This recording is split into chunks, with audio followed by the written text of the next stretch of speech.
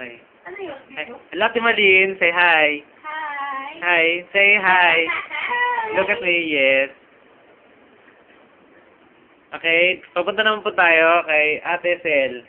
Gising na Ate Sel. Wake up. Hello, Ate Sel. Hi! Hello. Kulit pa ng mukha, no? At ito naman po ako. O, di ba? Go pink. Tapos, ito naman po. Yan, mas bagay. Hello. Okay. Ito po yung Miss po. Okay na sana. Miss sana.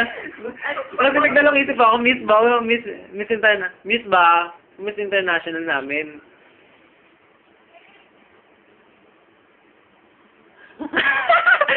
Miss L. Kumbaga sa ano sa liwayway vibes si Miss N. Ngayon Miss L. No.